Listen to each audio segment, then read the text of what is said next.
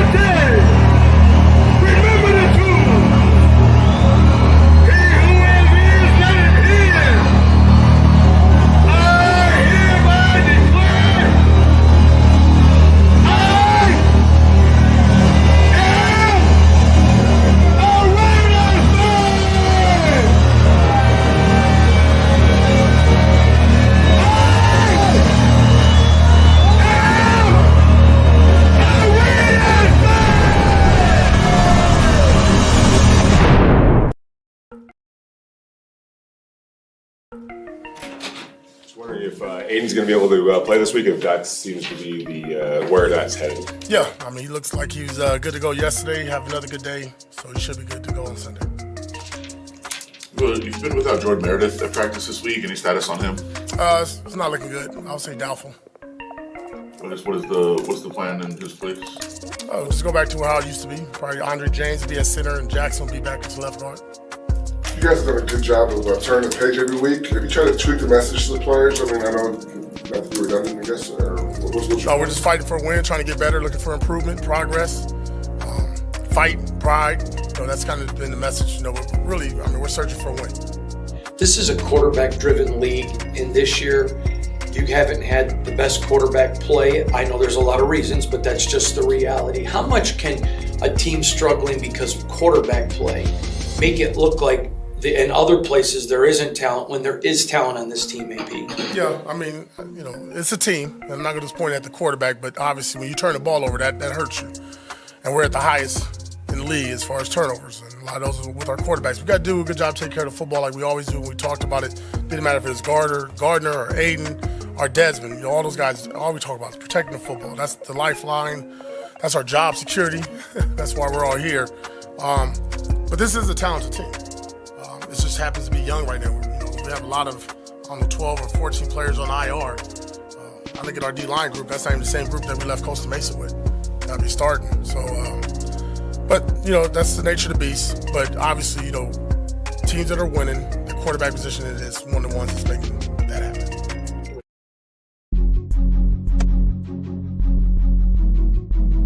Whoa! What happened here? There it goes. Oh, wait. Oh, no, wait. There it goes.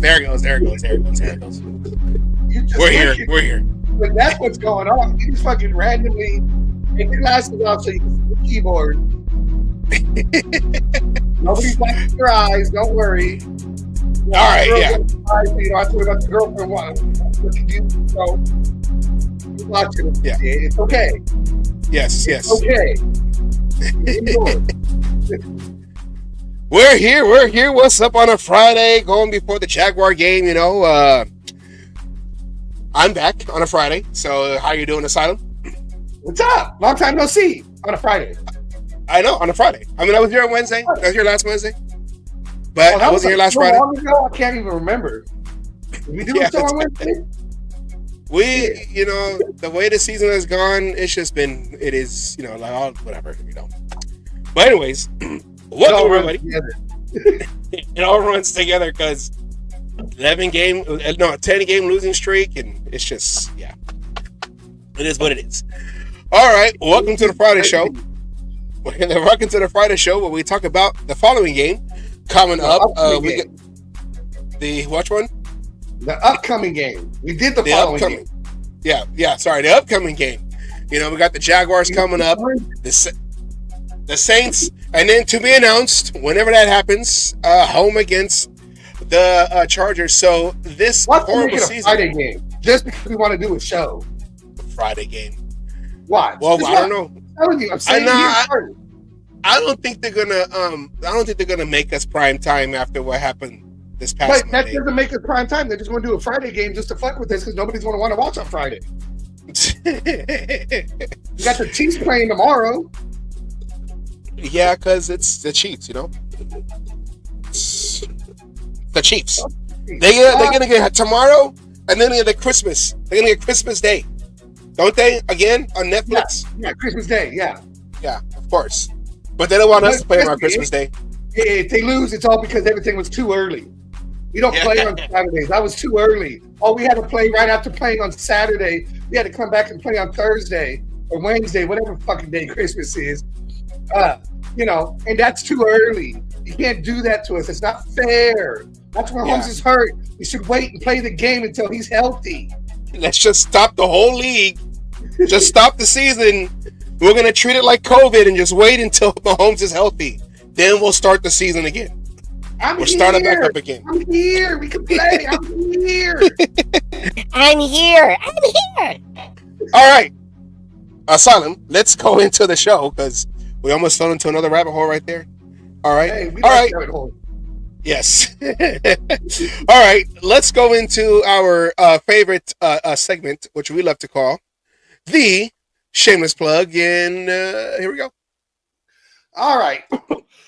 Excuse me. All right. Let's do this. Everyone go to the YouTube channel, The Cage Match Show. Like, share, subscribe. Keep us in the algorithm. Help us out on the subscribers. And then hit that bell. That way you can see every time we have a new video, show, reel, short, whatever they're called on YouTube, drop. You'll have it, be able to see it right away. If Roger Goodell wants to be a dickhead, and we're going to say it, I'm not even bringing out the foil hat because you know what? Fuck Roger Goodell. Him and the Chiefs go fucking suck dicks together. Anyways, want to be dickhead and block us for whatever reason because we got some videos coming up. You can go to Facebook, catch us on either Oakland Raiders Savage's page, Oakland Raiders Savage, or my page, Asylum. And then once the blocking is being done because they want to be dickheads, then you come back to YouTube and catch us on YouTube. After tonight's show, go ahead and visit WGG. Hey. Browse their wide variety of different energy drinks. And after placing an order, put in Cage Match, one word, to get 10% off your entire order. And like we always say, when you think of wins, eventually we might get one. I don't know. When you think of wins, you can think of dubs. And when you think of dubs, think of Dubby. Get the energy, because I was going to say like Max Crosby, but Max Crosby is injured right now. But like Max Crosby would be. Get that energy with that like WGG. The defense had the energy last game. So we can say like had the defense. Yep.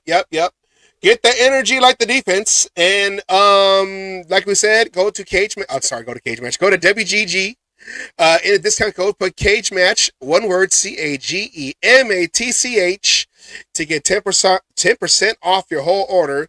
And after, go check out the Compa Fabian, www.rn4lifer.com, or to remember it, RaiderNationForLifer.com. Go there, check it out. He has his own catalog with great merch on that. And usually I wear hats by the man himself, but you know what? I gotta clean my hats. I've been wearing them. I've been out wearing them. So I gotta, you know what? Maybe that means I gotta buy some more. So go over there. Go to www. Go buy some more. You see the raggedy hat I'm wearing today? Yeah. So that's all the just whatever. As a Raider fan, all the dirt and grime and everything we gotta go through in each season. Check his merch out, and also shouts out to RaiderMan19, RaiderMan19.com. Go there. because he also has merch. The Raider Oath merch is what you hear at the end of our intro video, and like that intro video, we want to go and get him to the torch somehow, some way, because he deserves it. Get him up there, that Oakland Raider mystique with the Las Vegas Raider way as the mega powers combine. Oh yeah, and maybe that is the missing piece to a successful winning Raider team. He has to light that torch and light that fire underneath their asses. All right. Shouts out to Raider Man 19, big part of the show. We always shout him out because he's been doing this for a very, very long time, since the Raiders were in Oakland in '95 on in parking lot D. He calls himself he is the He's the mouthpiece. the mouthpiece of the black hole. All right, Asylum. And just to let you know, I have actually talked to him. I'll let you know what was said and everything, but I did talk to him. Yes. So we gotta get him back out. And we do have plans for Raider Man to get his voice back out there. So we support Raider Man, and I know he's doing a lot. He's working and everything. He's all about family first, so we're gonna get that going. Whatever the plans that we are unfolding, we'll get it going. Cause Raider Man, big part of the show. All right, here we go. Big, huge. All right, hey, all right. So Asylum, let's do some news. Let's do some news because there is some news, a little bit news. You heard it inside the AP intro, or the video after the intro with AP talking in his presser. So let's just go into the CMN news. CMN news. Do you have that ready? Yep. All right, here we go. This is CMN, a cage match news update. Thank you, James Earl Jones. All right, first one on deck. Here we go. Quarterback Aiden O'Connell is looking good to start against the Jaguars this Sunday. Right there, that clip right there of him late push in the back. He, because of that injury, he was out for this last start where Ritter was the one who took his place. I'm just trying to find what there it is. Okay, well, Ritter took his spot. Ritter was decent, for what was out there. But if you do want a Raider victory, Aiden O'Connell right here would probably be your best option to get a win, especially with another depleted team in the Jaguars that we're facing this Sunday. Here you go, looking at how he looks. So they said he's looking good to go. Here is his stats right here. Aiden O'Connell 2024 season, 63.2 completion percentage with 899 yards of passing, 4 touchdowns, 3 interceptions in the 6 games he's played. That is, some of that is garbage time, but I think that's like, what, 4 starts? 4 starts? Well, no, I think it's 3, technically 4 starts, but it's really 4 games total with that half a game he came in and the half a game he, kind of a thing. I think it's 3 full starts. Yeah. And, because the 4th start was that injury, which he didn't finish that game. But then if you add that game, he came in because of, Minshew not playing well, and add it together, it'd be 4 games.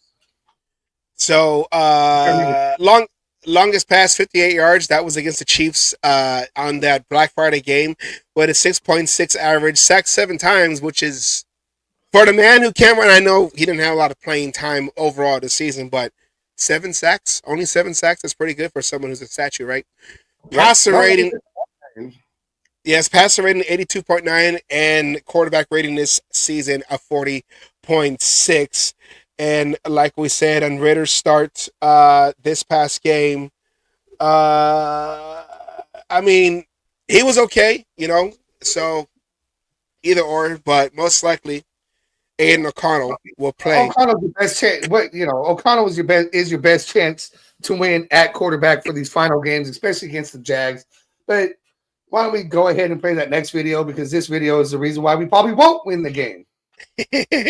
Our next one on the news, on the desk, Guard Jordan Meredith listed as doubtful for Sunday. Andre James could start at center, moving JPJ over to left guard to basically take the place of Jordan Meredith. Now, Andre James, as seen here, his last game played was in Week 8 against KC, where he rolled his ankle, which was 6 weeks ago since his last playing time. He was uninjured. He was on the injury report for two games. He was eligible. He was probable to come back that third game after his injury, but because JPJ had played so well, he basically lost his start or lost his position to JPJ, the rookie.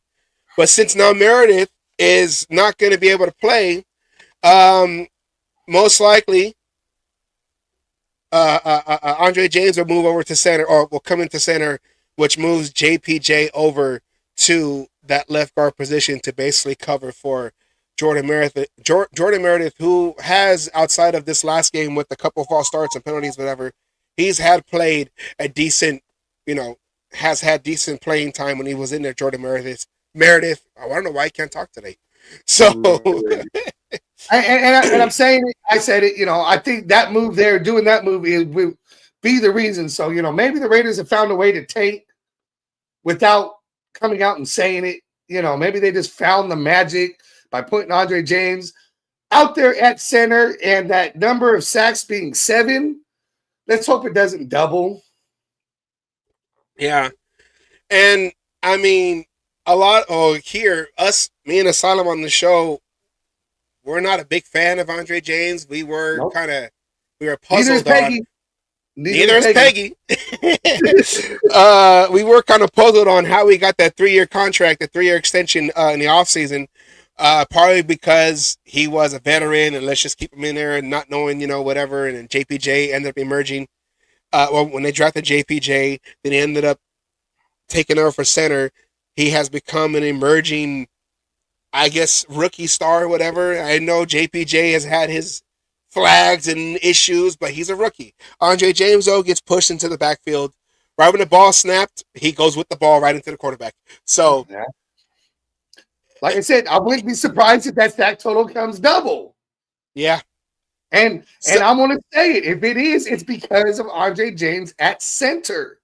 They found a way to lose to the goddamn lowly Jaguars, who got lucky to get their 3rd fucking win. This is a team, this is a game that, up until I heard that news, I think we could have beat, even with Desmond Ridder at quarterback, we could have beaten the Jags. Now, I'm not so sure. Yeah, I mean, offense has been where we struggled, and the Jaguars do have a decent a defensive line. So Andre James, I mean, I don't know. Like Asylum said, like Asylum said, he could be the one that is the reason why we lose another game and continue our quest for number 1 for those who want to lose. No, I don't want number 1. And last one on the news docket, I think that's how they say it. Tomorrow is the 50th anniversary of the Sea of Hands playoff game between the Raiders and the Dolphins. The Sea of Hands was in the 1974 divisional playoffs between the Dolphins and the Raiders at the Oakland Coliseum on the December 21st, 1974. The announcers called it Super Bowl 8.5 because it was believed whoever won would end up in Super Bowl 9. The play was famous for Stabler throwing basically a short Hail Mary when he was about to get sacked. Stabler throwing to running back Clarence Davis, which won the game. Of stone. He was known to have hands of stone.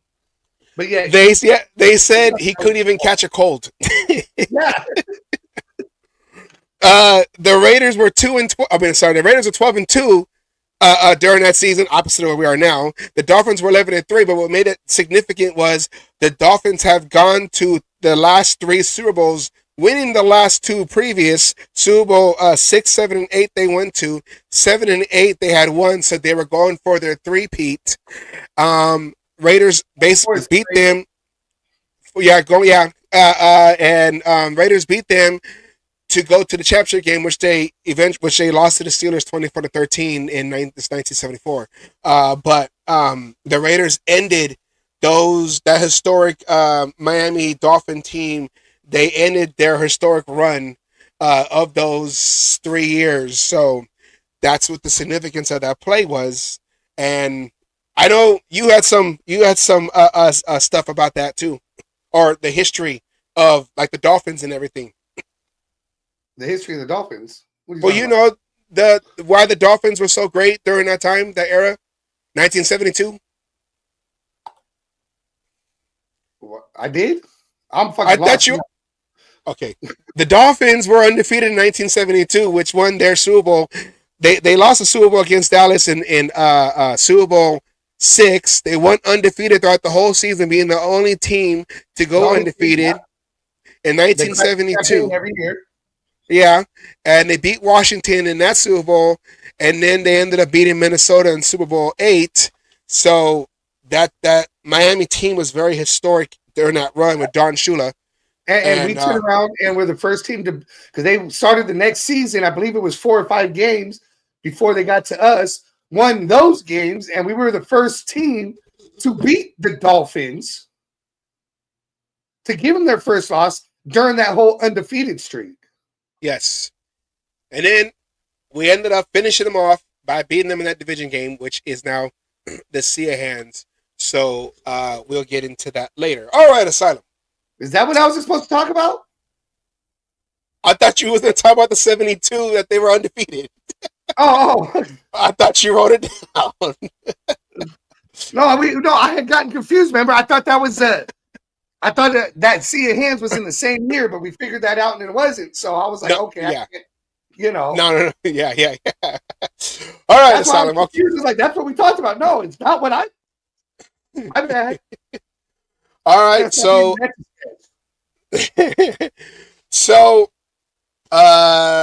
we're here. 2-12. 2-12. You saw the schedule, 2-12. On a 10-game losing streak, which was the longest since 2014. Remember that? Yeah.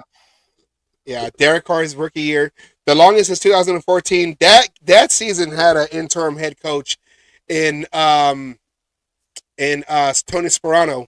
They got their first victory that year against the Chiefs in a home game, which we almost lost it when Khalil Mack and Seal Moore was celebrating, and Justin Tuck. Get over here! Yeah, they were too busy celebrating and shit, and then turn around and realize they're about to snap the fucking ball. Yeah, so it's just kind of funny. It's 10 years ago, just about 10 years ago, 2014. Now it's 2024. It's not an interim head coach, but he was the interim last year, promoted to head coach in AP, and now we're trying to break a 10-game winning streak. Though in that season, I think we started 0-10, then we beat the Chiefs. Yeah, those seasons that you don't want to remember. Why can't we repeat the fucking glory days instead of repeating all these fucking bad years? Somebody, you know what? Speaking of, and I saw the comment. Speaking, there you go. Speaking of voodoo dolls, somebody out there is over there. I don't know. I don't know if there's some kind of Mark Davis voodoo doll. They stick pins in his head for him to make these weird decisions. I don't know. Like not hiring Bisaccia and keeping and going after Josh McDaniels, and some folks can be like, and then he also hired AP. Not keeping Bisaccia, even though we both wanted him to keep Bisaccia, but getting fucking Josh Daniels, that was the big mistake. Yeah. And there's still a lot of the Josh McDaniels, whatever, still on this team that has to get cleaned out. Maybe certain players. That's we got to get into about some shit, because that's what people need to understand and stop calling for AP's head. AP deserves his chance to get another year to make this his team, him and Telesco, and see what the hell we can put together and see who we get as offensive coordinator. Yeah, to go. I'm gonna be mad if they end up cutting AP for fucking somebody else. I mean, and that's the thing where we're all at is like, we're gonna do this again. We're gonna do this again, where we're gonna be trying to figure out, okay, new coach, new system, which probably means new a new defense, because Patrick Graham most likely won't be back, because they want to have their own guy in there. So Or assuming he doesn't go become a head coach somewhere. There is quite a few vacancies right now. yeah, and a lot of them are pointing towards us too, thinking that our head coaching, or thinking that our head, you know what I mean. Our head We'll have coach it. is on the hot seat. Yes. So, You're welcome. it is. Thank you. I don't know why I can't talk today. I don't know what it is. Maybe taking that one Friday off. I'm just starting I'm over here, telling you, it fucked you up. It was 2 weeks since you've been on. rumbling, stumbling, bumbling. Friday, all of a sudden, your tongue don't work. I don't know what's going on, man. I don't know what's going on. I'm just trying to live life as best as I could. I don't know. And I'm drinking water. Okay, I'm not even like, all right, guys, let's I'll sit down. I'm not over here. I'm not over here like this. He's still under contract, Jason. I don't think his contract is up this year. I think he's still under contract. I could be wrong. I mean, if he has the same contract as McDaniels had a 5-year contract when he signed that in 2022. This would have been McDaniels' third season. So I don't know. So this would be his third season. It would be his third season if he did sign the same, the length of years. He would have 2 more, theoretically, big words, theoretically. So, if he had 3, then I don't know. We might end up being in a whole rebuild. Then, these are probably factors that they're looking at upstairs. Mark Davis, Tom Telesco, whatever, even Tom Brady. I think if you keep AP though. If you keep AP and Patrick Graham does not become a head coach somewhere, I have a feeling you're going to see Patrick Graham for at least another year. Whoever's the head coach, it depends. I said if they keep AP. Yeah. If they keep AP, I would expect to see Patrick Graham for another year, because you're not going to go hunting for an offensive coordinator and a defensive coordinator out there when he's worked well with Patrick Graham. Patrick Graham has had this defense playing, with all the injuries and everything between him and AP. This defense has had games that they look like shit. I'm not saying they've been perfect all the way through. They've had games that look like shit, but with all these injuries, we've still had, the next man up mentality, and that next man up has played well on the defense. Yeah, and if you consider guys lost like Christian Wilkins early, Diablo was out for a couple weeks before he came back. I can remember a couple weeks, but Max Crosby had missed 1 game, but he wasn't 100% up until he declared for early surgery, missing last week, this Monday night game, and out for the rest of the season. Nate Hobbs has been out for a long time. So you have Marcus Epps, Jacorian Bennett. So all these guys, and you have to add Max Crosby and Sincere McCormick to this list of all the guys that are injury reserve. But you see, most of it's all defense. Malcolm Kuntz, like you said, Marcus Epps, like you said, Luke Masterson, Christian Wilkins, Jacorian Bennett. Like I said, Nate Hobbs has been out for a long time. You said he was in the game last. Yeah, he was in last on the Monday game. Yeah. He was in on the Monday game, but still, he missed significant time. Just about everybody on the defense, it feels like, has missed some time here or there. Adam Butler, no, but he's a rotational piece. But yet again, you've had people who come in and haven't been on the team very long. Taysom, I think, has only been on the team for 2 years at most. I think he was on the practice squad last year. Yeah. I was like, nah, because he came in. I don't remember him last year. He came from the Jaguars. Yeah. but I think, and I could be wrong. Yeah, we said Diablo. We did say Diablo. But I think he was on the practice squad last year, and I could be completely wrong, and it might have been this year. But that's the thing is with Patrick Graham and AP, I think they're a good mix of head coach and defensive coordinator. That if AP is staying, and I'm saying this, if I want him to stay, I expect him to stay. But if AP stays and Patrick Graham does not get a head coaching job, I have that feeling that if it was only a 3-year contract, Patrick Graham's contract will get renewed for at least a minimum of another year. Yeah, I know if it was Al Davis, I remember when John Gruden got hired, Al Davis hired the defensive coordinator for him, and that was Willie Shaw.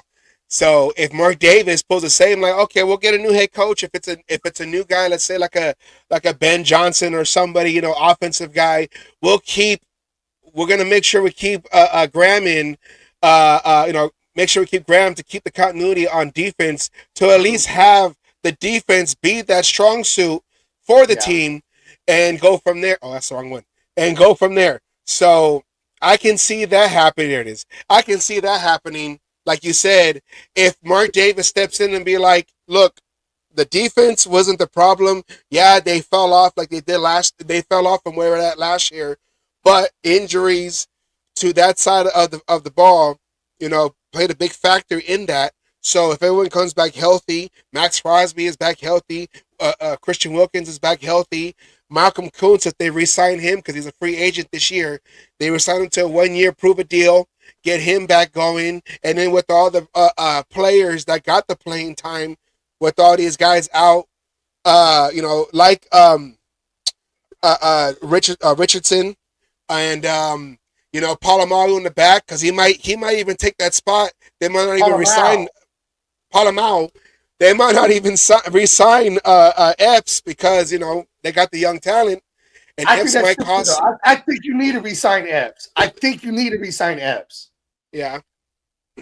No, I want them to resign Epps because you got that veteran back there, and it'll help with the maturation of a lot of these younger DBs because you got someone back there, kind of like Charles Woodson in the second stint with the Raiders. He'd be back there and can move everybody around. So, And that can still happen, Jason. I mean, depending on how things go, if Graham wants to go somewhere else, I mean, Saleh might want to come to us. We don't know. And John, I think you're right. If he gets a head coaching spot, we get a compensation pick, which is great because we do great with those kind of picks. Yeah. And at least if we're losing Patrick Graham, actually, no, I don't think that is true. If his contract is up, and he goes to a head coaching job spot, we won't get the compensation. Now I'm having problems. Constipation pick. Because he has to be under contract and leave to get a head coaching position, not basically be a free agent going into a head coaching position. So if that's the case, to get that compensation pick, we got to hope Jason Downs is wrong and this ain't his 3rd year. So I looked it up on Google. And it said Patrick Graham, the defensive coordinator for the Las Vegas Raiders, signed a contract in 2022 that is believed to extend. That to extend through the 2025 season. His annual salary is estimated to be between $2 and $4 million, which puts him at among the highest paid coordinators in the NFL. So I didn't hear that. I was responding to. Oh no, that he signed a contract in 2022 that is believed to extend through 2025. So this is what Google is saying. Okay, so he's still under contract. He's still under contract there. So yes, Leon is right. And we would get the compensation pick for losing him to a head coaching job, which would also be.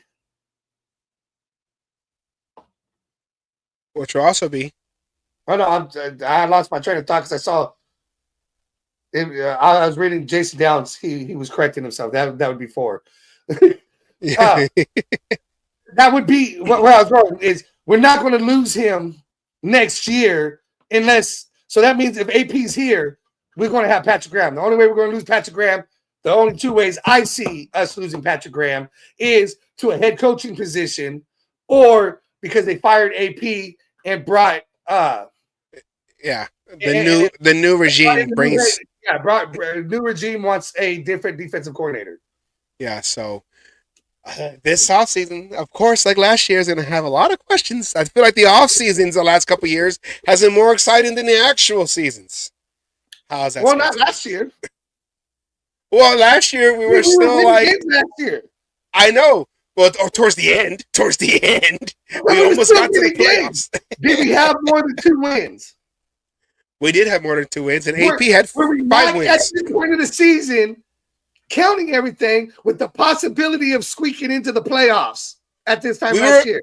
We were at this point of the season getting ready to beat the Chiefs in Kansas City on Christmas Day. Bunch of whiny. Okay. Ruining Taylor Swift's Christmas, all right? So. No problem.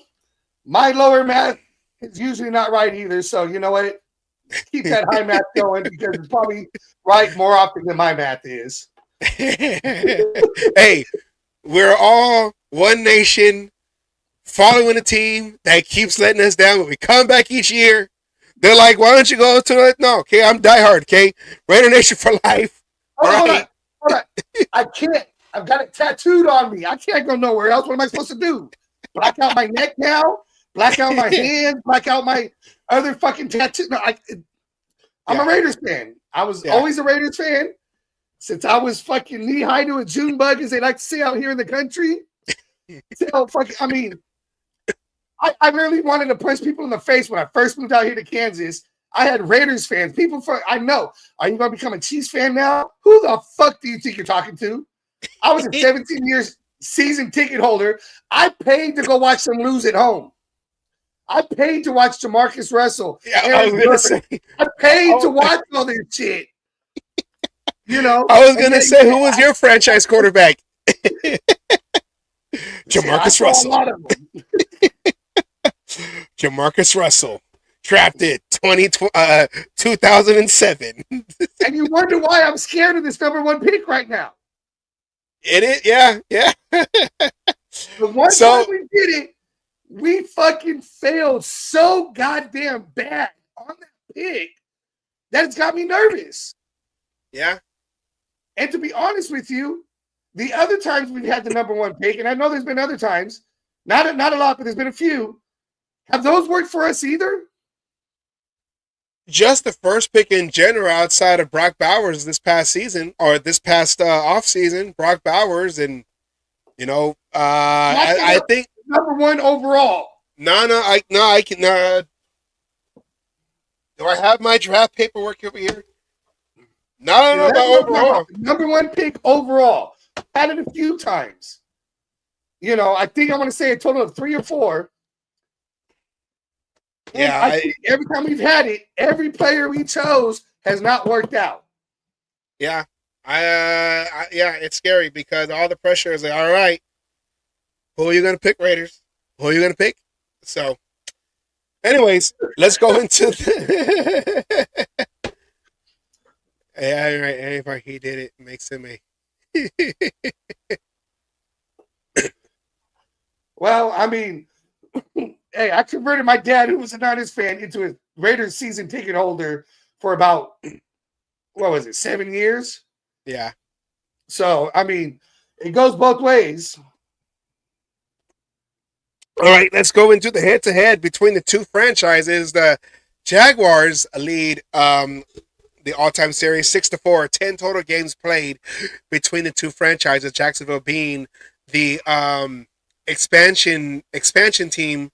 I think it was in 96, their first year, I believe, was their first year, 95 or 96.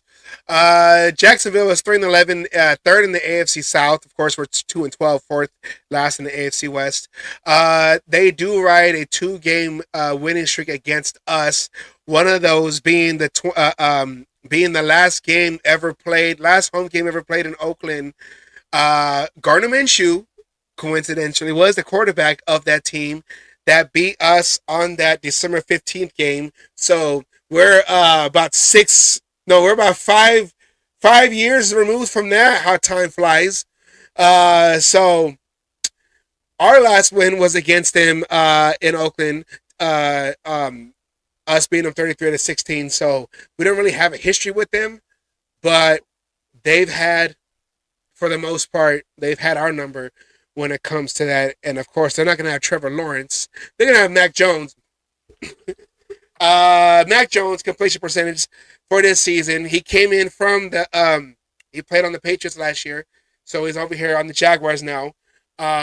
He completion percentage 65.7 with 1,026 yards, 4 touchdowns, and 7 interceptions. He was sacked 25 times. His longest pass was 60, passer rating 89, quarterback rating 56.2, and that might be wrong, but I think I didn't update that bottom part. Yeah, I didn't update that bottom part. That's not right. So this is Mac Jones, and if you look at their offensive players, you look at the running back position. Tank Bigsby, 131 attempts, 644 yards, rushing, 5 touchdowns, along with 65. Travis Etienne Jr., 113 attempts, 456, 2 touchdowns, and with a long of 22 this season. So the running game is pretty okay. Receiving, Brian Thomas Jr., 64 receptions, 956 yards, 8 touchdowns, 85 long. Christian Kirk, their second leading receiver, 27 receptions, 379 yards, 1 touchdown with a long of 61. So that is their stats. And then going to us, Aiden O'Connell will be going in, most likely to start. I will say probably to start. Yeah, Jamarcus Russell. Answer, by the way. And I made a mistake. We've only had the number 1 pick once. Jamarcus so Russell. That's an easy answer. 2007. The ones I was thinking about were number 2 picks. I am sorry on that. I apologize. I will admit when I'm wrong on shit, but yes. Alexander Madison and Amir Abdullah will most likely be your 2 running backs for this game. Of course, with the injuries to the running back, to the backfield with McCormick out and Zamir White out. Labe, I don't know what's going on with him. Why he hasn't seen more carries. I know he had the fumble issues early in preseason, and then on that Steeler game, he did have that run back on kickoff, but we haven't really seen too much of him with the ball. But Alexander Madison, 104 carries, 241 yards, 3 touchdowns with a long of 24. Amir Abdullah, 39 attempts, 158 yards, 1 touchdown, 40 long. And then, of course, our receiving core, basically, Brock Bowers with 90 receptions, 968 yards receiving, 4 touchdowns, but a long of 57, a touchdown pass against Denver. And Jacoby Myers, 71 receptions, 802 yards, 2 touchdowns, and a long of 43. Asylum, I know we saw that graphic of Brock Bowers.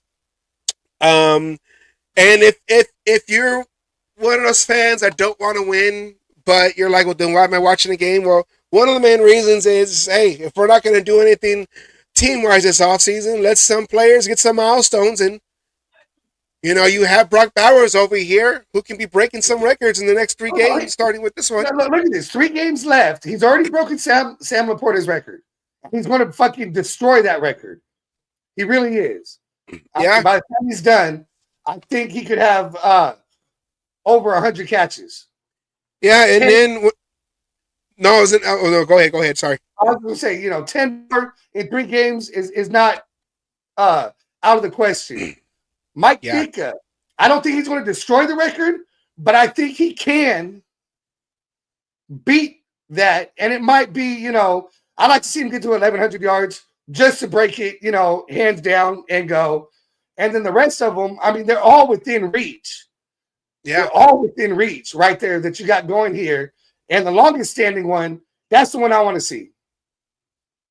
Yeah, and then to break Mike Ditka's record, all he needs is 113 yards. If they target him in this game and they use him as a primary receiver, basically, he can shatter that record against the Jaguars this Sunday. So he's, like you said, he's not too far from breaking that record that's been standing for about 63 seasons, 63 years. Mike Ditka, and then Puka Nacua, who broke that record last year. With his 105, I mean, you just need 15 more receptions in 3 games so he can break that record. And then at the overall tight end record, 116, another 10 more receptions on that one, or 11 more after the Puka Nacua, you know what I mean. Nakua. I mean, Brock Bowers is right there to break all those records in his rookie year. I guess solidifying for his rookie year that we made a great pick on that 13th pick this past season or this past offseason. So we didn't miss out on this one. And and we didn't. And to me, this is all great. I mean, with the shit show of the season we've had, to have somebody that, I mean, I remember sending you a video that I thought you might want to use on here, but you might not have had time. I know I sent it last minute and shit. With, showing everyone's reaction when they drafted Brock Bowers, and to turn around and do what he did. I mean, he needs to break all these records because he deserves to be Offensive Rookie of the Year. What up, Jessica? Hold on. I gotta do this. Oh, yeah. Okay, sorry. Go back, yeah. So if anything, let's feed Brock Bowers the ball and at least make history, because this franchise used to have a lot of great tight ends throughout the years, and you can add Brock Bowers to that conversation with guys like Dave Casper, Todd Christensen, Raymond Chester. So guys like that. Going into the graph right here between the Jaguars and the Raiders. Offenses are pretty kind of almost similar. 25th Jaguars, us is 28th. Their defense is 32nd last in the league, so we have the 12th in that one. Passing, they're 22nd to our 15th. So with 3 quarterbacks playing, we got a better than their, with them having Trevor Lawrence too, before he got injured a couple games ago. On that, good. No, I didn't say. I said ours is. Theirs not. And then had a decent defense. Well, no, they have linemen. They have linemen, but I did not overall. And then they are 25th in rushing. We are, of course, last in the league. And if you look at the numbers in depth, Jacksonville Jaguars, their offense is offensive numbers 306.0 yards per game, which is 25th.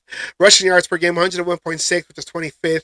Passing yards per game is 104.4, which is 22nd. Points per game is 18.8. See, I didn't update the other, but points per game is 18.8, which is 18th with an overall 25th ranking offense.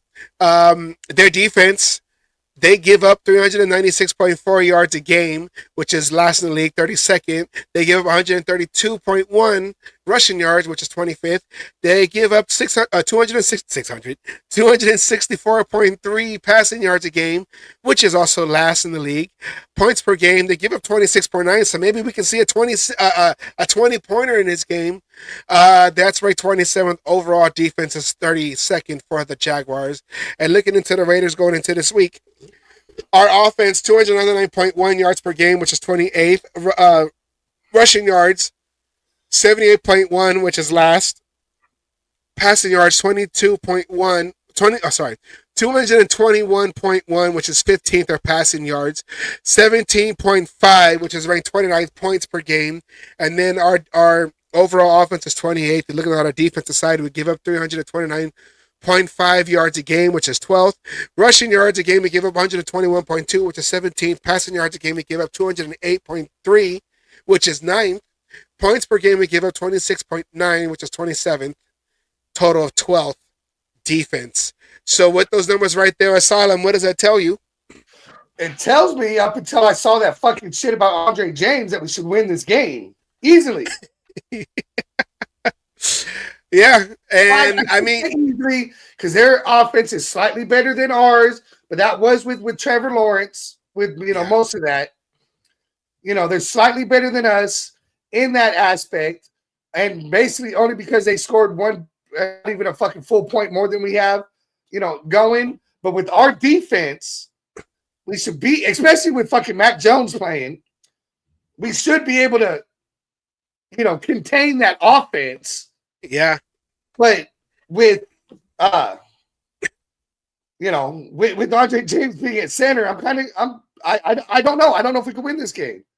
And I'm still waiting for Jason to tell me who he thinks that first number one pick is, because yes, I did end up looking it up just to double check my stats, what I was saying and go. And we've only had one number one overall pick in the draft, period. And we all know who the fuck that was. Number 2. He played like number 2 also. Yeah, funny. Mac Jones. Mac Jones' last game against the Raiders was when he was playing against the Patriots, and that was that play where he threw the ball to Jacoby Myers, and Jacoby Myers threw it back, and then ended up in the hands of Chandler Jones. CT is not real, and won that game on that touchdown pass or that touchdown backwards pass, whatever. So there's some ties between the two teams right there, especially with Mac Jones. And like we showed it earlier, if you look at the injury report right here, Jacksonville Jaguars don't really have too many. Everybody else is probably on IR also, like Trevor Lawrence, who will not play for the rest of the season with a concussion and a shoulder. So we have going against Mac Jones. You got Urza Cleveland, guard, knee, probable. They're all probable. Walker Little, O tackle is probable with an ankle.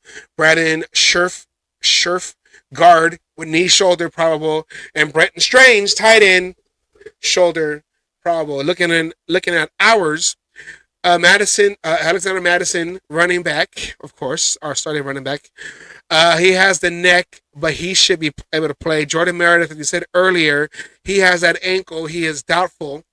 Jacoby Myers with the ankle, he should play. Aiden O'Connell with the knee, he most likely should be able to start this game. Desmond Ridder, you saw him in this last Monday night game where he was holding on to his hip after a hit he took. He's probable to play. Sam Webb, which we haven't really seen all of this year, really. He has a back and an illness. He's questionable.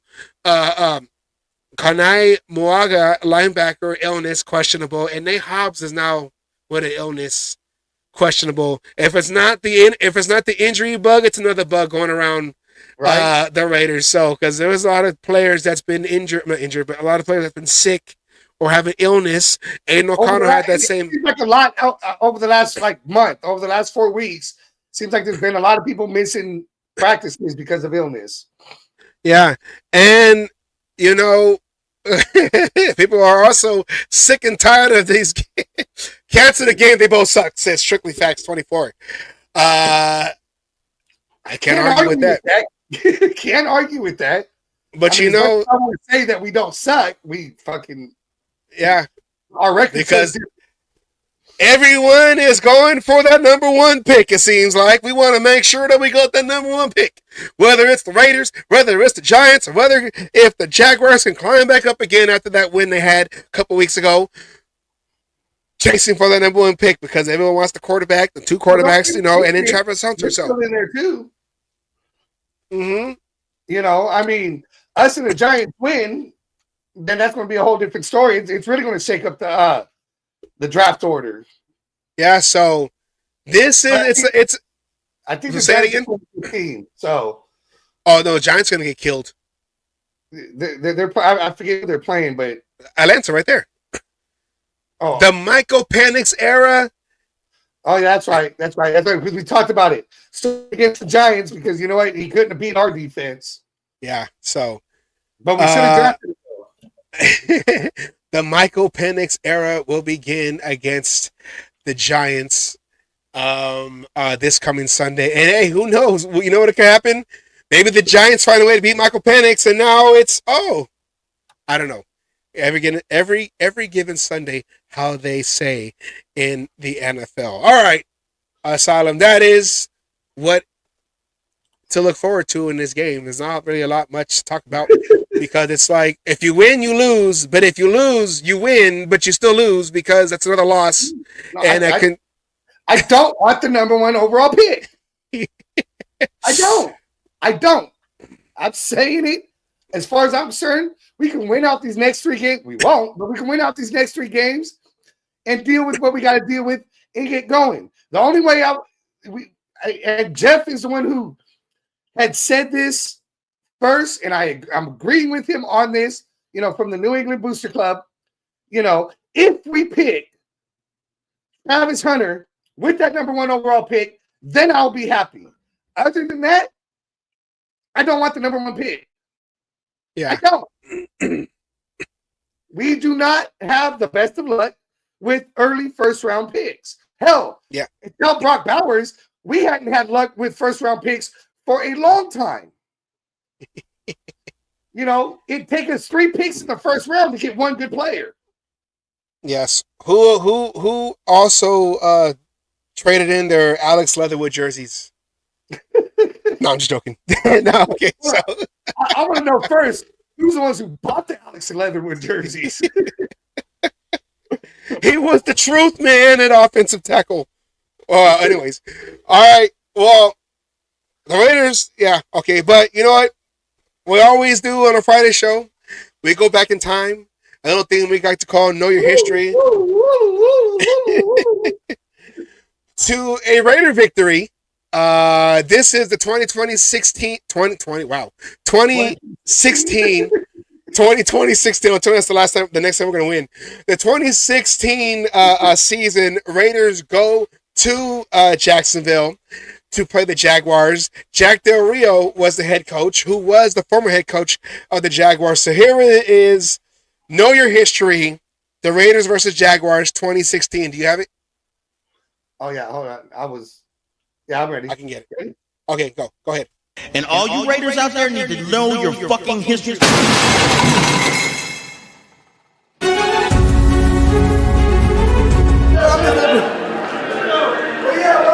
Whatever it takes to get that win, stay together and fight, baby. Win on 3, 1, 2, 3. Overtime, baby. We're here to take over Florida. You hear me? Starting with this W today, we bringing it back to the open. Let's get it. Let's turn up, baby. I'm feeling rich today. I feel like money today. Yeah. Bring it out today, bro. And let's make some plays, man. Let's get it, baby. Like we do every week. Complete and total domination from the start to the finish. That's how we do it, man. Let's come out here and use these pads today and talk with these pads. That's how we get paid, baby. That's how we get paid. We get paid by winning. Well, good luck to you, Jack, man. Good to see you. Let's get it, fellas. Let's go. Raiders on 3. 1, 2, 3. Ready. Raiders are 4-2. Jacksonville at 2-3. Beautiful afternoon here in northern Florida. 3 right, Bortles looks right time, throws end zone corner route, broken up and intercepted by David Amerson. Ah! You're the man! You're the man! He took it away in the end zone beautifully. That's what the communication look like, all right? That's what the communication look like. That's a hell of a job, all right? Marquette, turn up. Marquette King into punt again. Will punt of the way at the Raider 37-yard line. And it's a muff. Rashad Green lost the ball. The Raiders recover it. They give it a hold now on an end around coming left. Blockers out in front, 35-40. He's got speed down the sideline into Jacksonville territory. They give it to Murray coming left. And he's right on the goal line. Is he in? For a touchdown! Raiders! Tay-Train, let's get it, Tay-Train. Our back steps up. He can run. He's going to heave one deep right. And it is caught by Michael Crabtree down to the 1-yard line. And Derek Tom dropped it right in the bucket over the top for a 42-yard gain. Here's Carr. He's going to throw right. Throws. It is caught. Touchdown, Michael Crabtree on a quick slant. Let's get it, Keith. Oh, yeah. There you go, Zone. Tackle, they blitz Reggie Nelson. Bortles goes down. And Khalil Mack got him down, his 3rd sack of the year. and his second in a row going back to last week.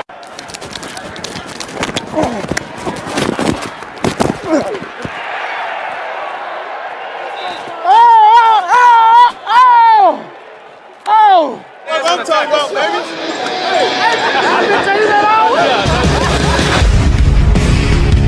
They drop the snap. Marquette King has to run for his life. Down the sideline, he runs for the first down. First down, Raiders. What a break there by maybe the most athletic punter in pro football. Marquette King, who took the snap from John Kondo, was a one-hopper low, and he just ran down the right sideline and ran all the way for a Raider first down on a 4th and 24. Now they run Murray off the left side, a cutback run. Murray dives into the end zone. Touchdown, Raiders.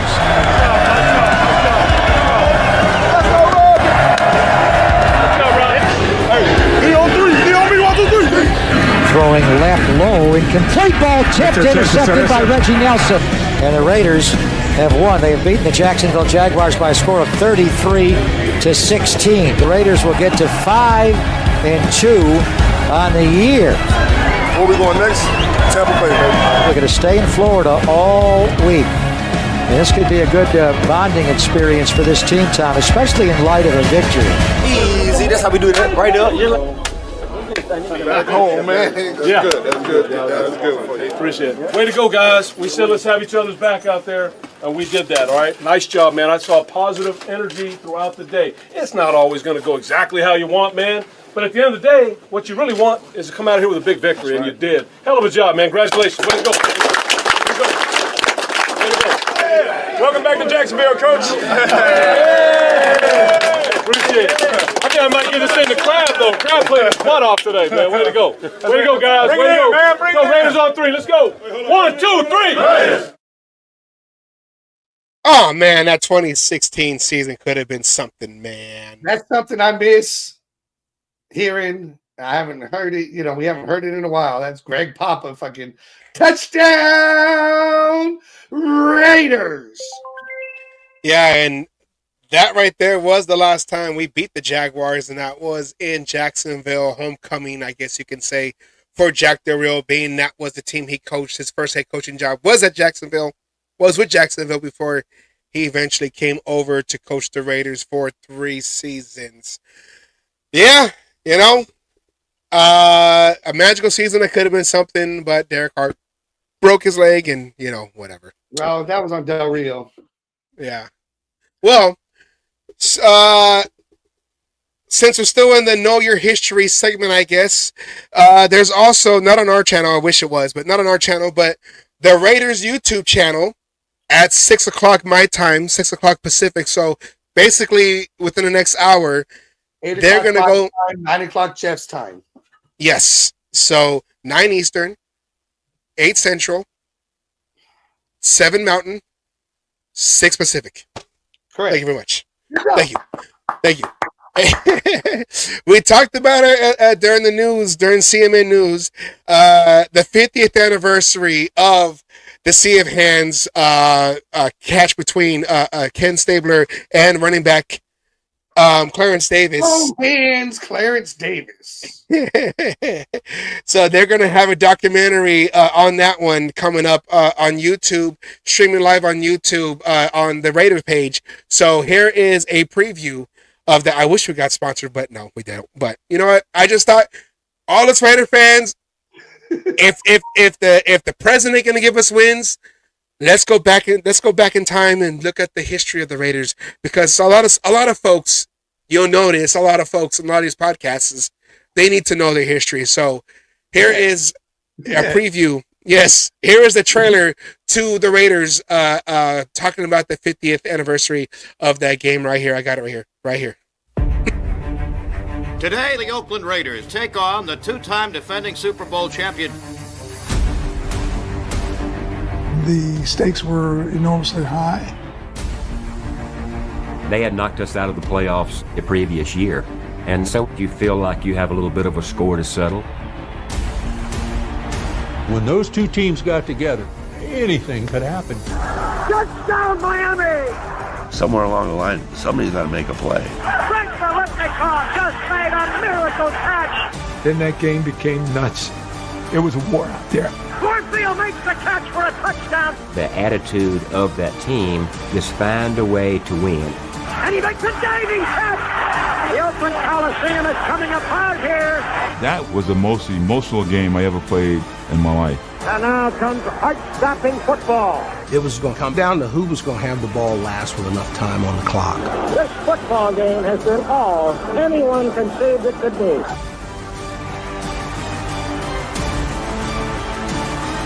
You say, oh no, don't take a sack, and then you see him get rid of it. Oh, good, you get rid of it, and then you see all this stuff. You go, oh, gee, you threw it right into him. He throws! It is! The sea of hands, that says it all. That was one of the greatest football games ever played. And John Madden would know. John Madden would know. Being a lot of those games with names, sea of hands, immaculate reception, and the Holy Roller. So we killed the chicken. We killed the chicken rolling up there and that on that deck, rolling off of the rails. The San Diego Chicken. All right, Asylum. That is our show. I know it wasn't really much to talk about because it's 3 games left on a 10-game winning. 10-game losing streak. It's a losing streak. I know. I want to say win because it's just win, baby. But it's like just get a win, baby. I am going to be ecstatic when we come on Wednesday, and despite Andre James, we get to talk about a fucking victory. Yes, please. Please. And it was like, no, we're number 7. Yeah, I know. Well, I don't know. Okay, we're in purgatory right now. Want to win? Want to lose? Let's just tie all the games. I'm in purgatory. I want to win. Raider Nation is like this. Raider Nation may be going, and everyone has their beliefs on what they want, how things are going to go. And I'm just making mine known. I want to come out this Sunday with a W. With the W. So with the W. Let's see what happens. You know what? Just give me Brock Bowers breaking the rookie record, breaking a 63-year-long record held by Mike Ditka. Breaking it this game. Everything else is just gravy after that. He's just adding, padding his stats. I like that idea. Hey, I mean, give me something to look forward to, Well, I want to win too, but give me something to look forward to. If we're trying to do a long-term, I don't know. I don't know. All right, then, Asylum. Any last words? Yeah. Go Raiders. Go Raiders, man. Go Raiders. Okay. Victory. Hate us if you want, but I want to see a victory, okay? Tired of getting pissed off. And just look good doing it, okay? Just look good doing it.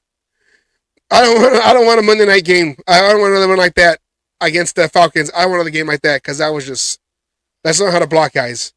So for the 15 minutes I saw, thank you, Jeff. Appreciate it. And thank you for filling in for me. I don't know if I got the chance to say it on Wednesday, but thank you for filling in for me last Friday. I was in the chats on that show, but thank you for filling in for me last Friday. And also, once again, my sister wasn't in the chats, but once again, happy birthday to my sister. Her birthday was was Wednesday. Was right on the mark Wednesday. And the 16th, it was that Monday night game that we just played. That 16th was my grandmother's birthday. She would have been 81. So I want to, happy birthday to my grandmother up in heaven. So I wanted to throw that out there too real quick. Want to say thank you for everybody who watched our show. I know it's Friday night. And shouts out to Jeff. There you go right there. Representing. And Jeff's note. Yeah. Operation AFC. Back on. With him starting, back on. That's why we need back on. All right, so we end every show like we all. Oh, I was trying to do this, and then this. All right, we end every show like we always do with a word from Raider Mill, aka my old high school coach from 20 years ago, Coach Wallace. He is no longer with us, but we keep his spirit alive and his fire, because he was a diehard Raider fan. Sat in the at the Coliseum. He sat on the visitor side because he wanted to get into the heads of the players that the visiting team down there.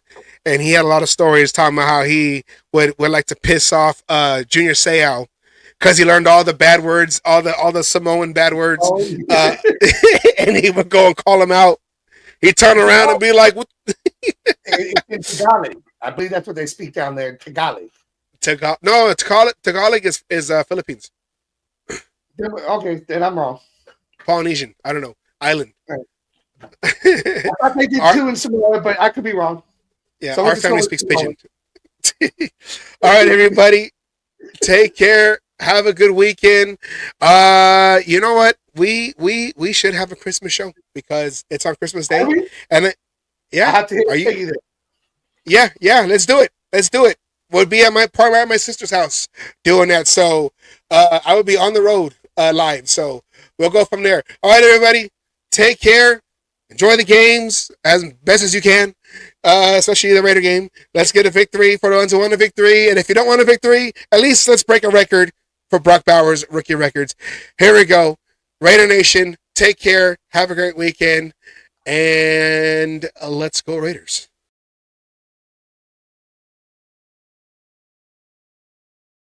All you other NFL teams, your tailgates are weak. Your teams are weak. We might be down right now, but it doesn't take away the history. And all you Raiders out there need to know your fucking history of who the fuck you playing for and where the fuck you're playing. Damn it. Oh, and by the way, I won my last cage fight. Again, I'm still undefeated. And you NFL motherfuckers out there that you think you want some, come on and get some anytime.